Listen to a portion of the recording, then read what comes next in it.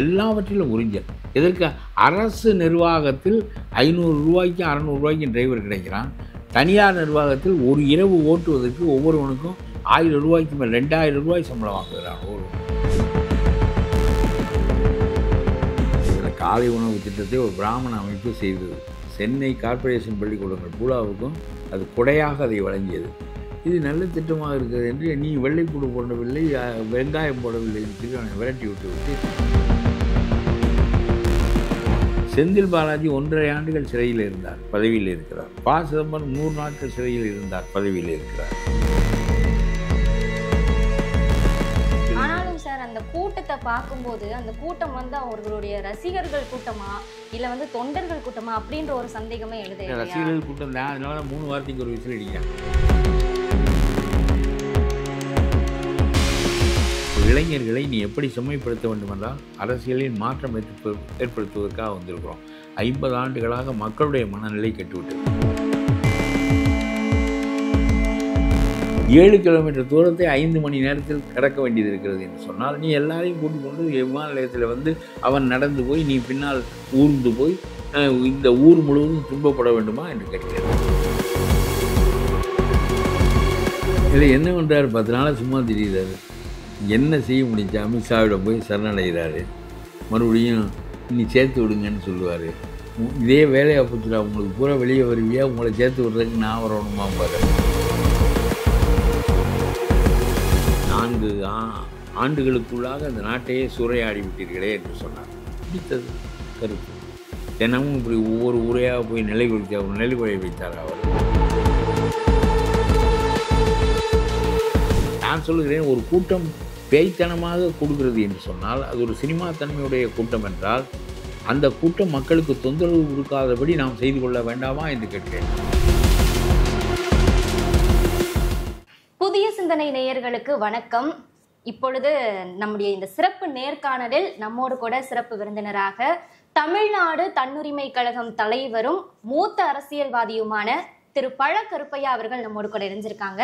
So முதல்ல அவரை வரவேற்றலாம். வணக்கம் சார். சார், இப்போ தேர்தல் களம் சூடு பிடிக்க ஆரம்பிச்சிருச்சு அப்படின்னு சொல்லலாம். 2026 சட்டமன்ற தேர்தலுக்கான அந்த களம் பிரச்சார பயணங்களை ஒவ்வொரு கட்சியிலையும் தொடங்க ஆரம்பிச்சிட்டாங்க. இந்த எப்பவுமே நம்ம பொதுவாக பார்க்கும்போது இப்போ மே இல்லை 2026 மே இல்லை ஏப்ரல்ல நம்மளுக்கு தேர்தல் வருது அப்படின்னா பொதுவாகவே நம்ம டிசம்பர்ல தான் இந்த தேர்தல் பிரச்சாரத்தை மேற்கொள்வோம் இல்லையா? ஆனா இப்போ எல்லா கட்சிகளும் அவசரப்படுவது ஏன் சார்? பல முனைகளில் போட்டிகள் நடக்கின்ற காரணத்தினால் ஒரு முந்துவதற்காக ஓராண்டுக்கு முன்னாலேயே தொடங்கிவிட்டார்கள். குதிரை களைப்படைந்துவிடும். கடைசி வட்டத்தில் போய் எக்க வேண்டும் குதிரையை. முதல்ல எக்குனா 2வது வட்டத்திலேயே தொய்யும். ஆனால் இப்போ எல்லா அரசியல் தலைவர்களும் தேர்தல் சுற்றுப்பயணங்களை நடத்தி கொண்டிருக்கிறார்கள். அது ஒரு வகை. Okay sir. இப்போ திமுக அரசு பொறுப்பேற்று 4.5 ஆண்டுகள் நிறைவு பெற்றுருச்சு சார். இப்போ இன்னும் 8 மாதங்கள்ல அடுத்த சட்டமன்ற தேர்தலும் தொடங்க இருக்கு. இந்த 4.5 ஆண்டுகள்ல திமுக அரசினுடைய இந்த செயல்பாடுகள் குறித்து நீங்க என்ன நினைக்கிறீங்க? ஒரு செயல்பாடு, ஆமாம், தெற்கு ஆசியாவிலேயே தமிழ்நாட்டை முதலிடம் பெறச் செய்வேன். முதல்ல சொன்னால் இந்தியாவில் முதலிடம் பெறச் செய்வேன்னு. அப்புறம் இப்போ தெற்கு ஆசியாவுக்கே போயிட்டார். இனிமேல் ஆசியா முழுவதற்கும் சீனாவை உள்ளிட்ட நாட்டையும் இழுத்து கொண்டு அவர் பேசுவார். அவர் பேசுவது தான் அப்படியே தவிர சந்தை பொருளாதாரம் அது வாட்டுக்கு நடந்து கொண்டே இருக்கிறது. அவ்வளோதானே தவிர இவர்கள் என்ன செய்கிறார்கள் என்பது பல சமயங்களில் சொல்கிறேன். இவர்களுடைய இடஒதுக்கீட்டு கொள்கையை பெரிதாக பேசுகிறார்களே, அரசு பணிகளில் யாரையும் நியமிப்பதில்லை. 80,000 இடங்கள் காலியாக இருக்கின்றன. அவற்றில் நியமித்தால் அதில் இடஒதுக்கீட்டு கொள்கை பல பேருக்கு பயனளிக்கும். செய்வதில்லை. தூய்மை பணியாளர்களுக்கும் நிரந்தரமாக்குகின்ற வேலையை செய்வதில்லை. கல்லூரி ஆசிரியர்கள், உயர்நிலைப்பள்ளி ஆசிரியர்கள் 7,000 பேர் 20 ஆண்டுகளாக தற்காலிக வேலை பார்க்கிறார்கள். ஒரு மனிதன் ஓராண்டு தற்காலிக வேலை பார்ப்பான், பிறகு நிரந்தரமாகிவிடுவான். தனியார் நிறுவனங்களில் கூட 20 ஆண்டு 25 ஆண்டுகளாக ஆசிரியர்கள் 7,000 பேர் 5,000 பேர் கல்லூரிகளிலும் உயர்நிலைப் பள்ளிகளிலும் அவர்கள் ஓய்வு பெற்று வெளியே போகின்ற வரையிலும் தற்காலிக ஆசிரியர்கள் போடுவதற்கு சம்பளம் இல்லை என்று சொல்லுகிறார்கள். அவன் வழுக்கையாகின்ற வரையிலும் அவனுக்கு 20,000 ரூபா 22,000 ரூபாய் சம்பளம் கொடுக்குறார்கள். ஆண்டில் 1 மாதம் சம்பளம் கொடுப்பதில்லை. வீட்டுக்கு அனுப்பி விடுகிறார்கள். ஏனென்றால் டிஸ்கண்டினியூ செய்தால்தான் அவன் மீண்டும் டெம்பரரியாக இருப்பான்.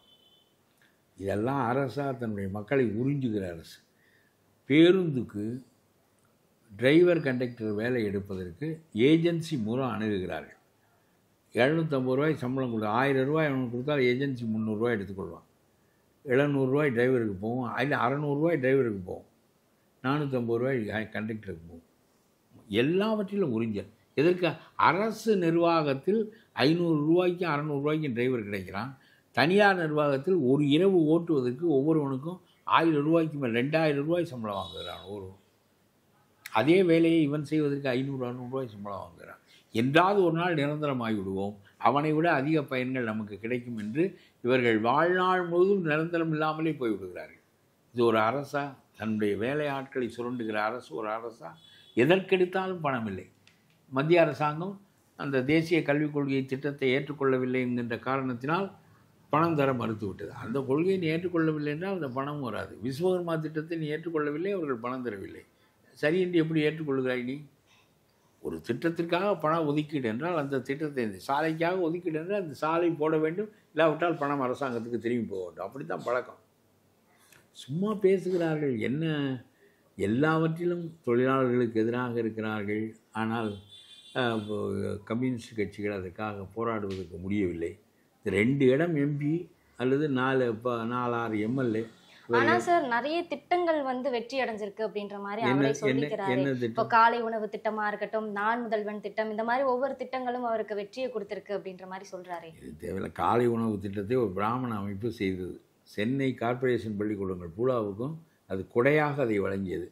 இது நல்ல திட்டமாக இருக்கிறது என்று நீ வெள்ளைப்பூடு போடவில்லை, வெங்காயம் போடவில்லை என்று சொல்லி அவனை விரட்டி விட்டு இப்பொழுது அரசு செலவிலே அதையே செய்கிறார்கள்.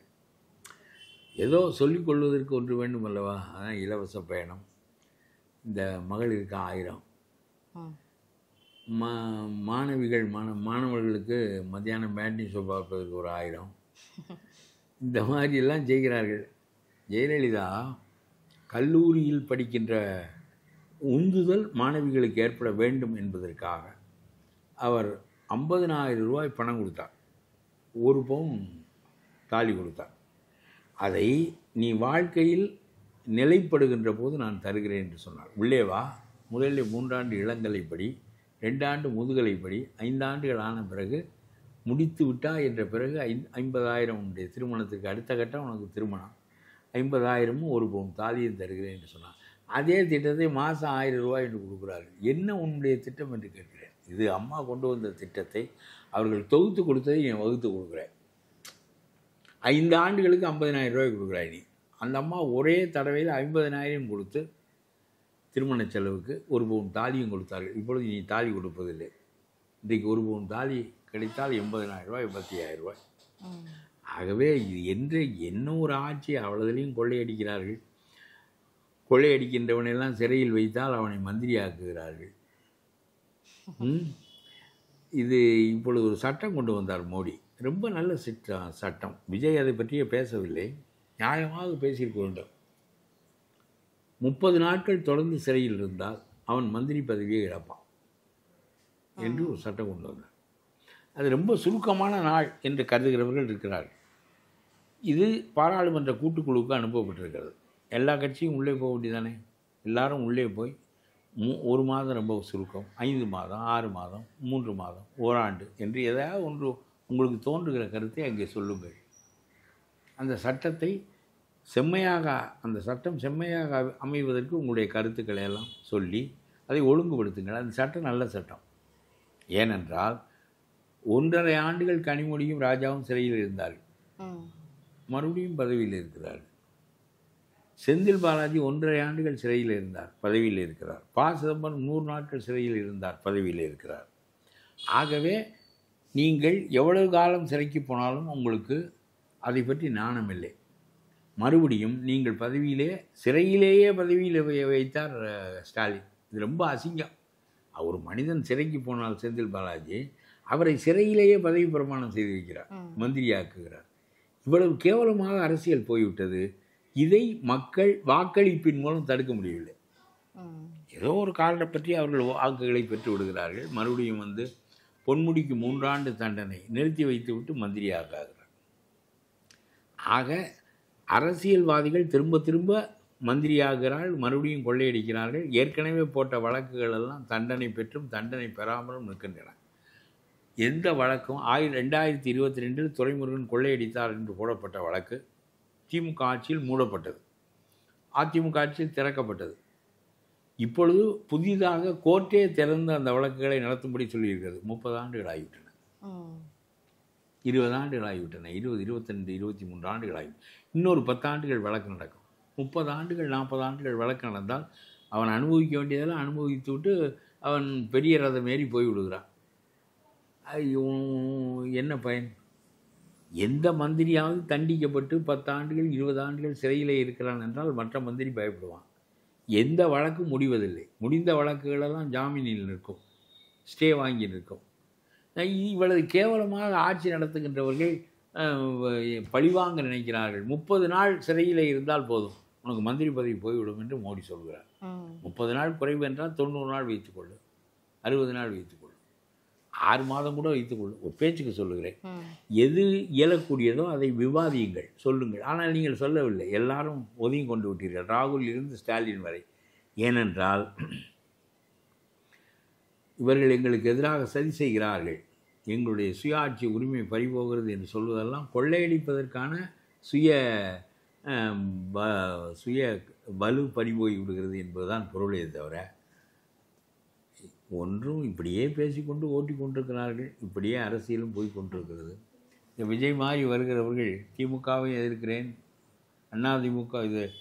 அதிமுகவையும் எதிர்க்கிறேன், நம்முடைய பாரதிய ஜனதா கட்சியை எதிர்க்கிறேன் என்று சொல்வார். நான் சொல்கிறேன், இந்த டீலிமிட்டேஷன் என்ற ஒரு கொள்கை பேசியிருக்கிறார் திருச்சியில். முதல்ல நான் சொல்கிறேன், விமான நிலையத்திலிருந்து போவதற்கு 5 மணி நேரம் ஆகிவிட்டது என்று பெருமை கொள்கிறார். நான் சொல்லுகிறேன் 7 கிலோமீட்டர். ஆனாலும் சார், அந்த கூட்டத்தை பார்க்கும்போது அந்த கூட்டம் வந்து அவர்களுடைய ரசிகர்கள் கூட்டமா இல்ல தொண்டர்கள் கூட்டமா அப்படின்ற ஒரு சந்தேகமே எழுது. ரசிகர்கள் கூட்டம் தான், அதனால 3 வாரத்துக்கு ஒரு விசில் அடிக்கிறான். ஏன்னா இளைஞர்கள் தான் பெரும்பாலும் காணப்படுறாங்க.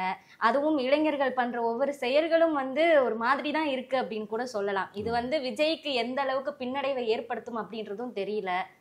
இல்லை, அது பின்னாடி பெரிய அளவுக்கு, அதாவது அதே இளைஞர்கள் மாநாட்டுக்கு வருகிறார்கள். திருச்சிக்கு வந்தால் திருச்சியை சுற்றி 4-5 மாவட்டங்களிலிருந்து வருகிறார்கள். மதுரைக்கு போனால் அங்கிருந்து திரட்டி கொண்டு வருகிறார்கள். ஒரு திரட்டுவதற்கு ஒரு 17 வயசிலிருந்து ஒரு 25 வயது வரை உள்ள ஒரு கூட்டம், இளைஞர் கூட்டம் கிடைத்திருக்கிறது. 5-6 கோடி பேர் ஓட்டளிக்கின்ற நாட்டில் இவர்கள் சில லட்சம் பேர் இளைஞர்கள் திரள்வதனாலே ஒரு மாறுதலும் விளையாது. அவனெல்லாம் இவர் பேசுவதையே கேட்பதில்லை. ஆனால் இந்த இளைஞர்களை பின்னாடி அரசியலில் ஈடுபடுத்த முயற்சி நடக்கிறதாகவும் சொல்கிறாங்களே. இவங்க அரசியல் பயப்படுத்தோம்னா விஜய் அரசியலுக்கு கூர்மையாக இருக்க வேண்டும், சொல்ல வேண்டும். நாம் எதற்காக ஒரு கட்சி தொடங்கி இருக்கிறோம் என்றால் 50 ஆண்டுகளாக இந்த நாட்டை வேண்டிய அளவு திராவிட மாடல்கள் சுரண்டிவிட்டன. ஆகவே நாம் ஒரு புதிய ஆட்சி முறையையும் புதிய ஒழுங்குமுறையையும் சமூகத்தில் ஒழுக்கத்தையும் உண்டாக்குவதற்காகத்தான் கட்சி உண்டாக்கியிருக்கிறோம். நேர்மையாக இருக்க விருப்பம் என்றால் அரசியலுக்கு வாருங்கள், இல்லை அதில் பலன் கிடைக்கும் என்றால் என்னோடு வர வேண்டாம் என்று சொல்வதற்கு ஒரு தைரியம் இல்லை. யாரை சொல்றீங்க? விஜய்க்கு சொல்றேன். அவர் சொல்றாரு, எனக்கு அரசியல் வர வேண்டியது சேவை தான் அப்படின்றது தான் சொல்றாரு. அவர் எனக்கு நான் சினிமாவில் சம்பாதிக்கிறதான் இதில் சம்பாதிக்க போகிறேன் அப்படின்றதையும் சொல்றாரு. இல்லை, சினிமாவில் சம்பாதிக்காதவனா இதில் சம்பாதிக்கலாம். சினிமாவில் எத்தனை 1000 கோடி சேர்த்து வைத்து ஒரு ஊழலில் 30,000 கோடி அடிப்பானுவன். எத்தனை லட்சம் கோடி அடிக்கிறார்கள் தெரியுமா? எல்லாம் அரசியல் அடிப்பதற்கு வரம்பே கிடையாது. கடல், அது பேராறு. இது எவ்வளவு நீ சம்பாதித்தாலும், எவ்வளவு இன்னொரு பிறப்புக்கு சம்பாதித்தாலும் அரசியலில் அடித்து அது போகட்டும். ஆனால் நான் என்ன சொல்லுகிறேன் என்றால், உன்னுடைய இளைஞர்களை நீ எப்படி செம்மைப்படுத்த வேண்டும் என்றால் அரசியலில் மாற்றம் ஏற்படுத்துவதற்காக வந்திருக்கிறோம். 50 ஆண்டுகளாக மக்களுடைய மனநிலை கெட்டுவிட்டது. அரசு கெட்டுவிட்ட காரணத்தினால் மக்கள் கெட்டுவிட்டார்கள். யாருக்கும் எந்த ஒழுங்கு பற்றியும் கவலை இல்லை.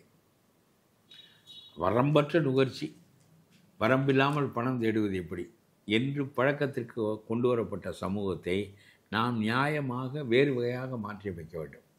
ஆகவே நேரிய வழியில் அரசியல் நடத்த வேண்டும் என்று உங்களுக்கு விருப்பம் இருந்தால் என் பின்னால் வாருங்கள். இல்லை என்றால் உங்களுடைய எண்ணிக்கை குறைந்தாலும் பரவாயில்லை, அந்த அரசியல் எனக்கு வேண்டாம் என்று இவரால் சொல்ல முடியவில்லை. சொல்ல வேண்டும். அவனுக்கு பாதி புரியும்.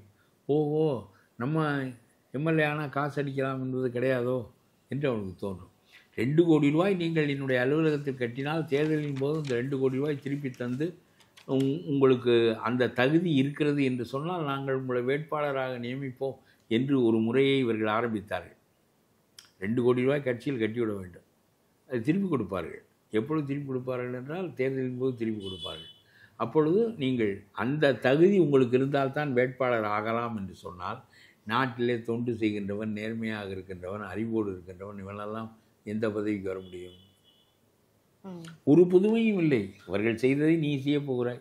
அவர்கள் ஏற்கனவே அடித்து வைத்திருக்கிற பணம் இருக்கிறது, உனக்கு வேறு யாராவது மார்ட்டின் போன்றவர்கள் உதவுவார்கள், அவர்களை கையில் வைத்திருக்கிறாய், அவ்வளோதானே தவிர எனக்கு ஒரு பெரிய நாட்டிலே ஒரு மாற்றம் ஒன்று நிகழ்கிறது. காந்தியினுடைய வருகை நாட்டை பரட்டி விட்டது. ஒரே மாதிரியாக நடந்து வந்த அரசியல் தான். ஆனா அப்போ இருந்த அதே கூட்டம் வந்து இப்பவும் பார்க்க முடியுது அப்படின்னு சொல்றாங்களே. இப்போ எம்ஜிஆர் காலத்துல எம்ஜிஆருக்கு வந்த அதே தொண்டர்கள் கூட்டம் வந்து தாவேக்கு தலைவர் விஜய்க்கும் வருவதாக சொல்றாங்க. அது இவர்கள் தானே சொல்லுகிறார்கள்.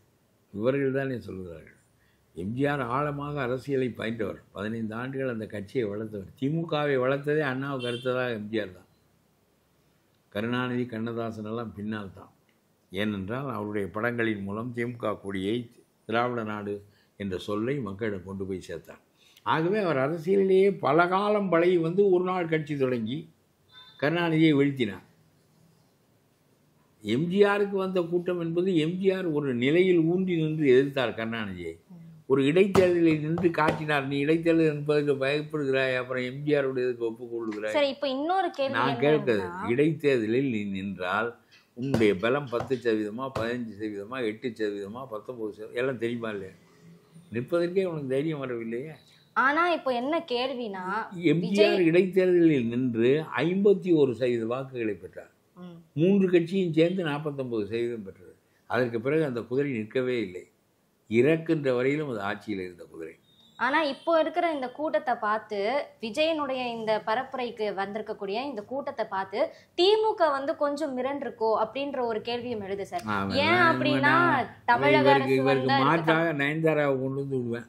இல்ல சார், இப்போ வந்து தமிழக அரசா இருக்கட்டும் இல்ல காவல்துறையா இருக்கட்டும், அவங்களுக்கு வந்து நிறைய நெருக்கடிகள் கொடுக்குறாங்களே. இப்போ இந்த சுற்றுப்பயணம் மேற்கொள்ளணும்ன்றப்பவே வந்து ஆரம்பத்திலே நெருக்கடி சரியில்லை என்று நான் சொல்கிறேன். நீ எப்பொழுது விமான நிலையத்தில் இறங்கி மரக்கடை பகுதியில் முதல்ல கூட்டம் நடத்துவதற்கு அனுமதித்திருக்கக்கூடாது. மரக்கடை ரொம்ப நெரிசலான இடம். நான் பல கூட்டங்கள் அங்கே பேசியிருக்கிறேன். சாதாரண கூட்டங்கள் நடத்துவதற்குரிய இடம்.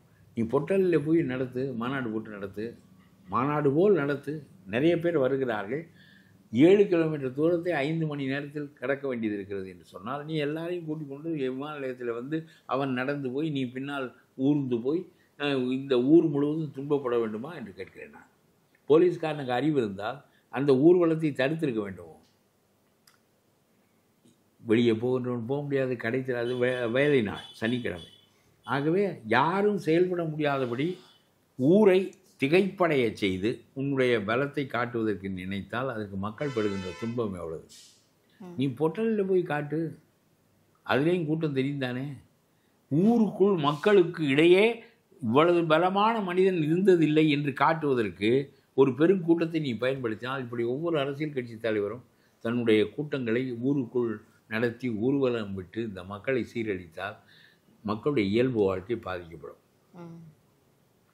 நீ வாக்கு பெறுகின்ற காலத்தில் உடைய பலத்தை பெறுவோம். பலத்தை பெறுவதற்கு ஒவ்வொரு நாளும் இதைத்தான் செய்கிறார்கள்.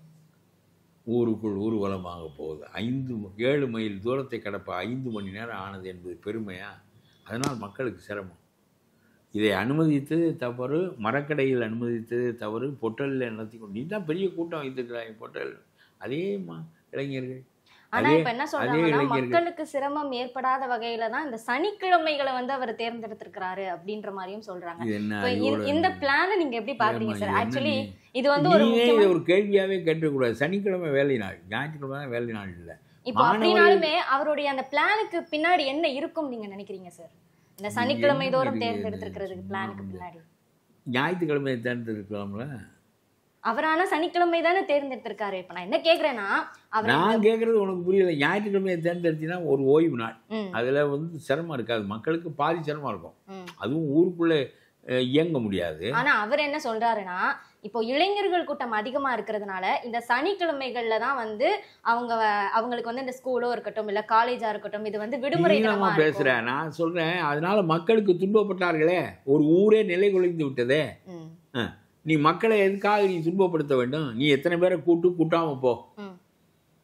எதற்காக மக்களை துன்பப்படுத்துகிறாய்? ஒரு ஊரை நெருக்கடிக்கு உள்ளாக்குகிறாய். என்ன பலம் இருக்கிறது என்றால் அதை காட்டி இந்த மக்களுக்கு துன்பப்படுத்தி மக்களை உணரும்படி செய்வேன் என்று சொல்வது என்ன அரசியல்? கருத்துக்களின் மூலம் மக்களிடம் போ, கூட்டத்தை கொண்டு போய் பொட்டலில் நடத்து. உனக்கு பெருங்கூட்டம் வருகின்ற காரணத்தினால் இப்போ சாதாரண கூட்டங்கள் எல்லாரும் நடத்துகிறார்கள், மரக்கடையிலே தான் நடத்துவார்கள். நான் பல கூட்டங்கள் பேசியிருக்கிறேன். அதனாலே இதெல்லாம் சும்மா வெட்டியாக நிலை குலைகிறது பார். ஊரையே நான் நிலைகுலைய வைத்து விடுகிறேன், செயல்பட விடாமல் முடக்கி விடுகிறேன். என்னுடைய பலத்தை அதன் மூலம் இந்த ஊர் அறியும் என்று சொன்னால் மக்கள் இந்த துன்பத்தினால் வெறுப்படைவார்கள். இப்போ அதிமுகல செங்கோட்டையன் வந்து நீக்கப்பட்டிருக்காரு இல்லையா சார்? அவருடைய அந்த நீக்கம் வந்து அதிமுகவுக்கு பின்னடைவை ஏற்படுத்துமா? ஏன்னா அதிமுகல வந்து செங்கோட்டையன் ஏற்படுத்தும். ஒரு கேள்வி ஒன்னோட இருந்தது, பின்னடைவு ஏற்படுத்துமா என்பதற்கு எடப்பாடி சொன்ன பதில் மறுநாளே ஒரு பதவியை விட்டு தூக்கி விட்டார். பின்னடைவு ஏற்படும் என்றால் தூக்குவாரா? ஆனா இவரு என்ன செங்கோட்டையன் என்ன சொல்றாருன்னா, இப்போ இது ஒரு முக்கியமான கேள்வி சார். அவர் கொடுத்த ஒரு பேட்டியில சொல்றாரு, எனக்கு வந்து இவங்க நீக்குனது மகிழ்ச்சி தான் அப்படின்ற மாதிரி ஒரு பேட்டியில சொல்றாரு. அப்போ அவர் வந்து இப்போ பொதுவா என்ன நினைக்கணும், ஒரு கட்சியில இருந்து ஒருத்தங்க நீக்கப்பட்டாங்கன்னா கவலை தான் அடையணுமே தவிர மகிழ்ச்சின்னு யாரும் சொல்ல மாட்டாங்க. ஆனா செங்கோட்டையன் வந்து அந்த பேட்டியில என்ன சொல்றாருன்னா, எனக்கு இவர் நீக்குனது வந்து மகிழ்ச்சி தான் அப்படின்றாரு. அப்போ அதை விட வலிமை மிக்க ஏதாவது ஒரு பிளான் வச்சிருக்காரா அப்படின்ற ஒரு கேள்வி எழும் இல்லையா? இல்லை, என்ன பண்றாரு? 10 நாளா சும்மா தெரியுறாரு. என்ன செய்ய முடிஞ்சா? அமித்ஷாவிட போய் சரணடைகிறாரு. மறுபடியும் நீ சேர்த்து விடுங்கன்னு சொல்லுவார்.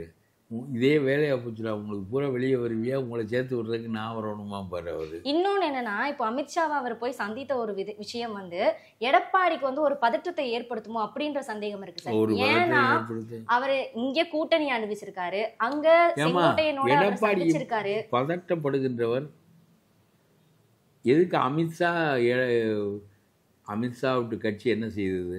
அண்ணாமலையை வைத்து பாஜகவை தனித்து நிறுத்தி பார்த்தது, பல பேரை கூட்டுக்கு சேர்த்து கொண்டார்கள். ஒன்றும் நடக்கவில்லை என்றவுடன் அமித்ஷா தானே நேரடியாக எடப்பாடியிடம் வந்து உங்களோடு தான் கூட்டணி, நீங்கள் தான் முதலமைச்சர் என்று சொல்லிவிட்டு இந்த உங்களோட நம்பி 3 பேர் தொங்கிக் கொண்டே இருந்ததை 3 தொங்கு சதைகள், அந்த தொங்கு சதைகளை பற்றி நீங்கள் கவலை இல்லாமல் விட்டு விட்டீர்கள். அதை நான் கவலைப்பட முடியாது, அவர்கள் சேர்த்துக்கொள்ள மாட்டார்கள் என்று சொல்லிவிட்டு போய்விட்டார். சரி, அப்பனா இந்த தொங்கு சதிகளின் கதி என்ன? அதுக்கு பிறகு ஓபிஎஸ் நான் பாஜக கூட்டணியை விட்டு விலகிறேன் என்றார். தினகரன் நான் விலகிறேன் என்றார். இவர்கள் விலகினாலும் விலகாவிட்டாலும் அது ஒரு பொருட்டு இல்லை. ஒரு யானையினுடைய காதிலே ஒரு கொசு இருந்தது, ரொம்ப நாள் இருந்தது. ஒரு நாள் இந்த யானையிடம் நான் போய்விட்டு வருகிறேன், உனக்கு வருத்தமா என்று கேட்டது. இது வந்ததே யானைக்கு தெரியாதே, போய்விட்டு வருவதில் என்ன வருத்தம்? நான் சொல்வது புரிகிறதா உனக்கு? அதனால் இவர்கள் தனித்தனியாக நின்று பார்த்தார்கள், பாஜகவோடு சேர்ந்து பார்த்தார்கள். ஒன்று நடக்கவில்லை என்றவுடன் நாங்கள் வந்தால் நீ வெற்றி பெறலாம் என்று சொல்கிறார்கள். நாங்கள் வந்தால் நாங்கள் உயிர் உழைப்போம் என்று சொல்லவில்லை, நாங்கள் வந்தால் நீ வெற்றி பெறலாம் என்று சொல்கிறார்கள். கதவை தட்டுவதற்கு ஒரு ஆள் கூடியிருக்கிறது. யார்? செங்கோட்டையன். 3 பேர் கதவு தட்டி கொண்டிருந்தார்கள். இப்பொழுது 4வது ஆளாக செங்கோட்டையன் வந்திருக்கிறார். ஆகவே அது ஒரு வலிமையாக ஒரு 70 எம்எல்ஏக்களோடு உள்ள ஒரு கட்சி. நீ சேர்த்துக்கொள்ளுன்ட்டு அவனிடம் போய் கெஞ்ச வேண்டி இருக்கிறதே தவிர உனக்கு வலிமை இல்லையே. அவன் உன்னிடம் வந்து என்னோடு வா என்று கேட்கிற நிலைமை உனக்கு இல்லையே. ஆனா இப்போ இதுக்கு என்ன குற்றச்சாட்டு முன்வைக்கிறாங்க அப்படின்னா, டிடிவி தினகரன் என்ன முன்வைக்கிறாரு அப்படின்னா, இந்த பிளவுக்கு வந்து இப்போ நயினார் நாகேந்திரனுடைய தலைமை காரணமாக இருக்குமோ அப்படின்ற ஒரு குற்றச்சாட்டு வந்து முன்வைக்கிறாரு. அண்ணாமலை இருந்தப்போ இல்ல சார், அண்ணாமலை இருந்தப்போ இது வந்து கூட்டணி கட்சியை வந்து சரியா கையாண்டாரு, ஆனா நயினார் நாகேந்திரனுக்கு வந்து கூட்டணி கட்சியை சரியா கையாள தெரியல அப்படின்ற ஒரு குற்றச்சாட்டு முன்வைக்கிறாரு. சேர்ந்துகொள், அவர் ஒரு தனி கட்சி வைப்பார் என்று சொல்கிறார்கள், சேர்ந்துகொள். அப்புறம் என்ன செய்வது? உனக்கு 5% வாக்கோடு தொடங்கினான் என்னுடைய அரசியலை. இப்பொழுது 1% வாக்கில் இருக்கிறேன். என்ன பயன்? நாம் பேசினால் யார் கேட்பார்கள்? நம்ம யார் சேர்த்து கொள்ள முன் வருவார்கள்? மேற்கொண்டு நாம் குடைச்சல் கொடுக்கக்கூடிய ஆள்கள் வேறு. நமக்கு வாக்கு ஒரு 15% இருந்தால், இல்லை காங்கிரஸை போல் ஒரு 5% இருந்தால் அது மதிப்பார்கள். நமக்கு 1% தான் இருக்கிறது. விஜயகாந்த் கட்சிக்கு 1%, தினகரன் கட்சிக்கு 1.25%, எடப்பாடிக்கு இது ஓபிஎஸ்க்கு அதுவும் தெரியவில்லை. அப்புறம் கம்யூனிஸ்ட் கட்சி, மார்க்சிஸ்ட் எல்லாம் 1% 1.5% வாக்குகள் தான் வைத்திருக்கிறார்கள். திருமாவளவன் ஒரு 3-4% வாக்குகள் வைத்திருப்பார். ஒரு பலமான வாக்கு வங்கி உள்ள கட்சி என்று 2 கூட்டணியும் எந்த கட்சியும் கிடையாது. சார், இப்போ நீங்க சொல்ற மாதிரியே பார்க்கும்போது இப்போ பலமான கட்சின்னு 3ஆவதா ஒரு கட்சி ஏன் உருவாக முடியல சார்? உருவாக முடியலையே. ஏன்னா திமுகன்னு பார்க்கும்போது ஊழல் கட்சி அப்படின்றப்போ இன்னும் விஜய் வராரு, அடுத்து சீமான் இவ்வளவு நாளா இருக்கிறாரு, இவங்க வந்து பலமான கட்சியா ஏன் இன்னும் முன்னேற முடியல சார்? ஏன் அது இப்போ அதில் பொய்மை கலந்துருக்கிறது. சீமான் கட்சியில் பாதி பொய் தான் சொல்லுவார். சும்மா மாட்டுக்காக மாநாடு நடத்துகிறேன், ஆட்டுக்காக மாநாடு நடத்துகிறேன், அடுத்த நாள் அடித்து சாப்பிட்ருவார். இது என்னதுக்கு? இதுக்கு ஆட்டுக்கும் மாட்டுக்கும் மாநாடு நடத்துகிறோம் அடித்து சாப்பிட்றதுக்கு? இது ஒரு கட்சி, அது ஒரு கட்சி. யாருக்காவது ஒருத்தருக்காக இன்னொருத்தரை எதிர்க்கிற கட்சி அது. அவர்களால் வளர்க்கப்படுகின்ற கட்சி தான் சீமானுடைய கட்சி. ஒருவேளை ஒரு கட்டத்தில் திமுகவை ஒழிப்பதற்காக அம்மாவால் வளர்க்கப்பட்டது. பிறகு இப்பொழுது திமுகவினுடைய அனுசரணையோடு சீமான் செயல்பட்டு கொண்டிருக்கிறார். புதிதாக வந்திருக்கிற விஜய் கட்சி ஆழமான சிந்தனை போக்குகளும் ஒரு புதிய அப்படி உள்ள நுழைகிற போது அவருடைய கருத்து அதிர்வை ஏற்படுத்த வேண்டும். இதுக்கே 1 கோடி ரூபாய்க்கு மோட்டார் செஞ்சு அது மேலே ஏறி நின்று பேசி மக்கள் வந்து மேலே ஏறுவார்கள், கீழே இறங்குவார்கள். அந்த ஒரே கூட்டத்திலும் திரும்ப திரும்ப பேசுகிறாய். அந்த கூட்டத்தில் பேசுவதால் பதிகின்ற வண்ணம் புதிய சிந்தனைகளை முன்வைத்தால் அந்த இளைஞர் 3 வாரத்துக்கு கூட விசில் அடிக்கிறான். இவர் பேசுவதே அவன் கேட்பதில்லை. வெறும் ஆரவாரம், வெறும் கூச்சல், வெறும் விசில். ஆனால் இவர் பேசுகின்ற கருத்துக்கள் என்று எந்த ஒரு பெரிய திமுக சொல்வது பாதி சொல்கிறார். நீட் தேர்வை ஒழிக்க வேண்டும். நீட் தேர்வை கொண்டு வந்தோடனே திமுக தான். ஏண்டா கொண்டு வந்தா என்று கேட்க வேண்டியதானே. ஸ்டாலினும் ஒழிக்க வேண்டும் என்று சொல்கிறார். அவருக்கு ஒரு 5000 கோடி 10,000 கோடி ரூபாய் சந்தை பறி போய்விட்டது. அதனால் ஒன்று அரசியலில் ஆழமில்லை. அது ஒரு மக்களிடம் ஒரு திருப்பத்தை ஏற்படுத்துகின்ற அளவிற்கு கருத்துக்கள் முன்வைக்கப்படவில்லை. அதுதான் விஜயினுடைய குறை. விஜய் செய்தித்தாள் படிக்கிற பழக்கம் இருக்கா என்று எனக்கு ஐயமாக இருக்கிறது. அந்த வசன கருத்தாக்களை வைத்திருக்கிறார், அவர்கள் எழுதி கொடுக்குறார்கள். அவனுடைய சிந்தனைக்கு எது எட்டுமோ அதுதான் இந்த கட்சியின் சிந்தனை ஆகிறது. ஆனால் இப்போ நீங்கள் கொஞ்ச நேரத்துக்கு முன்னாடி சீமான் கட்சியை பற்றி பேசும்போது நீங்கள் சொன்னீங்க, அவர் கொஞ்சம் பொய்யா இது பண்ணும்போது எப்படி ஆடு மாடுகளோட போகிறப்போ எப்படி அப்படின்ற மாதிரி நீங்கள் கேட்டீங்க இல்லையா சார்? இப்போ அவருடைய அரசியல் கட்சி வந்து ஒரு அங்கீகாரம் பெற்ற கட்சியாக மாறி இருக்கு இல்லையா சார்? இப்போ அவருடைய அந்த 8% அங்கீகாரம் போய்விடும். இனிமேல் அங்கீகாரம் பெற்ற கட்சிகள் அங்கீகாரத்தை இழந்திருக்கின்றன. பாமக அதுபோல் இழந்த கட்சி. என்னுடைய கேள்வி என்னன்னா, இப்போ அவருக்கு ஆல்ரெடி 8% அப்படின்னு இருந்தது, இனி வரக்கூடிய தேர்தலில் வந்து 10%, 12% மாறதுக்கு வாய்ப்பு இருக்கா? அது அங்கீகாரத்தை இழந்து விடும், அவ்வளோதான். ஏனென்றால் புதிதாக வந்திருக்கிற விஜய் அவருடைய வாக்கு வங்கியை கவர்ந்து விடுவார். அது ஒரு பெரிய சீமான் வந்து சும்மா ஒரு இந்த நாட்டில் ஒரு 10-15% வாக்குகள் அப்படியே அலையும். விஜயகாந்த் வந்தபோது விஜயகாந்துக்கு போனது சரியா, அப்புறம் விஜயகாந்த் போய்விட்ட பிறகு கொஞ்சம் சீமானுக்கு போனது. இப்பொழுது அந்த வாக்கு வங்கி விஜய்க்கு போகும். அவ்வளோதான் அதனுடைய மொத்த நிலைப்பாடு. அவ்வளோதான், அதுக்கு மேலே ஒன்றும் கிடையாது. சரிங்க சார். இப்போ 2026 தேர்தலில் இந்த 4 முனை போட்டியில் யாருக்கு வந்து சாதகமாக அமையும், யாருக்கு பாதகமாக? 3 முனையா எதிரெதிர் போட்டியா என்று தேர்தல் வருகிற போது பார்ப்போம். பெரிய மாறுதல் நடக்கும். எல்லாம் முண்டி பார்ப்பார்கள். உங்களுடைய ஒரு கணிப்பா நான் கேட்குறேன். ரொம்ப முண்டி பார்ப்பார்கள். பிறகு ஒன்று நடக்காது. நாம் ஒன்றுமில்லாமல் போய்விடுவோம் என்று அத்தனை பேர் ஒன்று சேர்ந்து விடுவார். தேர்தலின் போது பெரிய கூட்டணி இரட்டை இலைக்கு உருவாகும். புழுகுவதே வாழ்க்கை தொழிலாக கொண்ட ஸ்டாலின் எங்களுக்கு ஒரு நிதியும் தருவதில்லை என்று சொல்லுகிறார். விஸ்வகர்மா நிதி தருகிறேன் என்று சொன்னார். அது ஜாதி வாரியாக நீங்கள் கொடுக்கிறீர்கள், எங்களுக்கு உடன்பாடு இல்லை என்று சொல்லி இவர் கைத்தொழிலாளர் நிதி என்று சொல்லி அந்த விஸ்வகர்மா என்ற பெயரை எடுத்துவிட்டு கைத்தொழிலாளர்களுக்கான உதவி என்று இவர் மாநில அரசாங்கத்தினுடைய பணத்தை கொடுத்தார். இவருக்கு என்ன கவலை என்றால் இந்த 20 ஜாதியும் மோடி பின்னால் போய்விடுமோ என்ற கவலை. அதனாலே பேரை மாற்றிவிட்டு அவர் கொடுத்தார். நான் கேட்கிறேன், நீ என்ன செய்திருக்க வேண்டும்? விஸ்வகர்மா நிதி எங்களுக்கு ஏன் தரவில்லை என்று கேட்டுக்க வேண்டும். நீ நிறைவேற்றவில்லை, தரவில்லை. மாநில கல்விக் கொள்கையில், அவர்களுடைய தேசிய கல்விக் கொள்கையில் அதை நிறைவேற்றினால் இத்தனை 100 கோடி தருகிறேன் என்று அவர்கள் சொன்னார்கள்.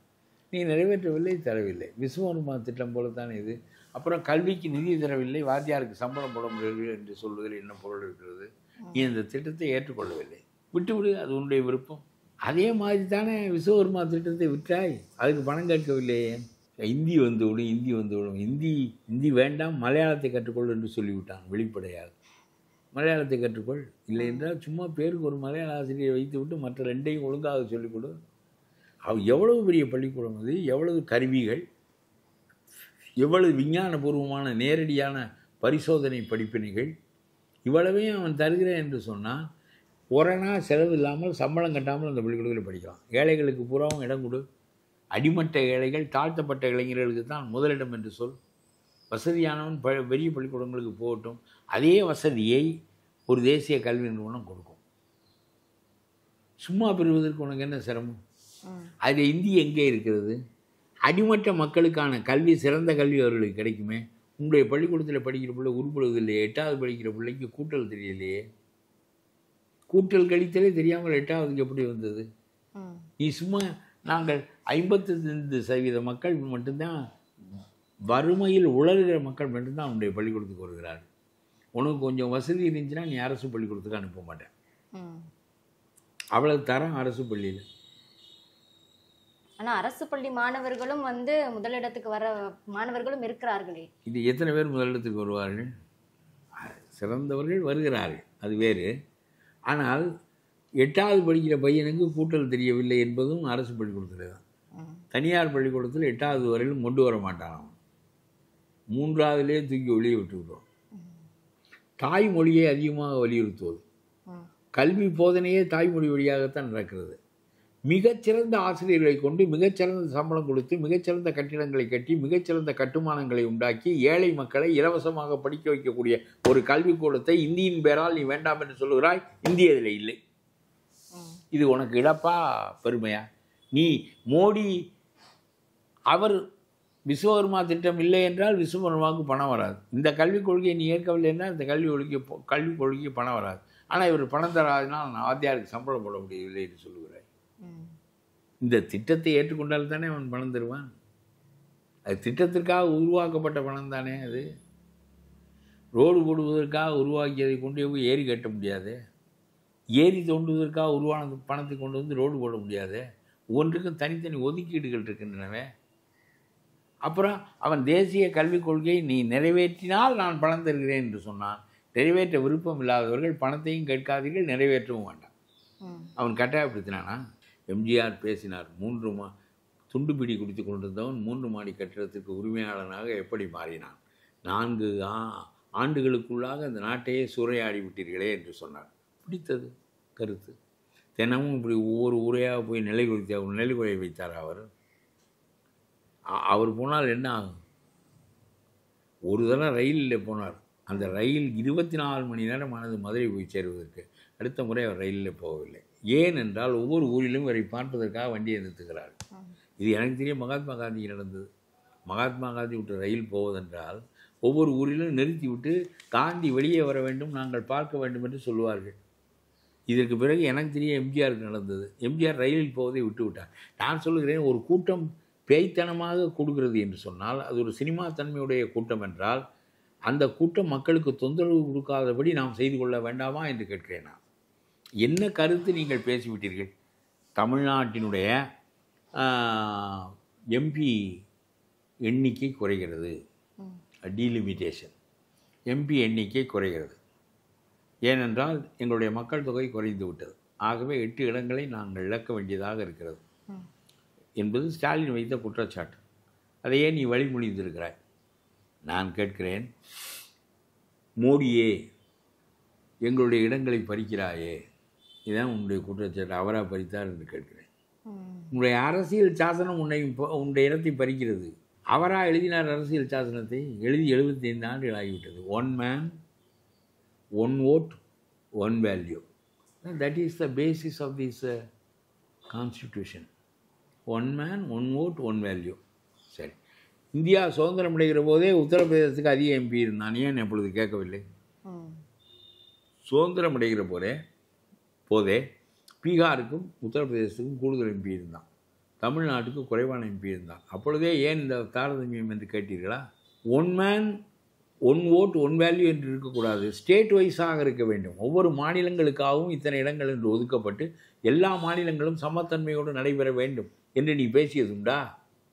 ஸ்டாலினை கேட்கிறேன், உனக்கும் அறிவில்லை, நீ பேசுவதை காப்பி அடித்து பேசுகின்ற விஜய்க்கும் யோசனை இல்லை.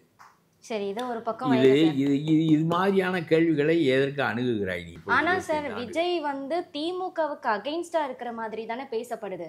அதாவது அதிமுக கூட கூட்டணி இருக்க வாய்ப்பு இருக்கு, பாஜக காங்கிரஸோட கூட்டணி இருக்க வாய்ப்பு இருக்கு அப்படின்ற மாதிரி எல்லாம் பேசப்படுதே சார். ஒரு வெளியே வரவில்லை, வந்து வெளிக்கட்சிகளோடு கூட்டு வைத்துக் கொள்வது அவருடைய கட்சிக்கு நல்லது, மாற்று கட்சிகளுக்கு நல்லது, ஸ்டாலினை வீழ்த்துவதற்கு பயன்படும் என்பதுதான் என்னுடைய கருத்து. அது வேறு. ஆனால் திமுகவை எதிர்த்து இவர் எவ்வளவு போராட வேண்டுமோ அந்த போராட்டத்தில் 3/4 பங்கை குறைத்துவிடும் மோடி இப்பொழுது கொண்டு வந்திருக்கிற சட்டம்.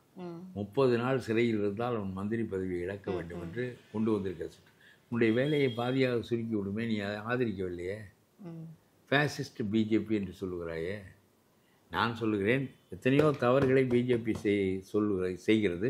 மதவாரியாக மனிதர்களை பிரித்து ஆளுமை செலுத்துகிறது. அது நமக்கு பிடிக்கவில்லை என்பது வேறு. மோடி கொண்டு வந்திருக்கிற இந்த சட்டம் 50 ஆண்டு தமிழ்நாட்டு ஊழலுக்கு ஒரு முடிவு காணுமே. அந்த நான் கேட்கறதுக்குள்ளே போகல, நீ வேற ஒன்று யோசித்து கொண்டிருக்கிறாய்.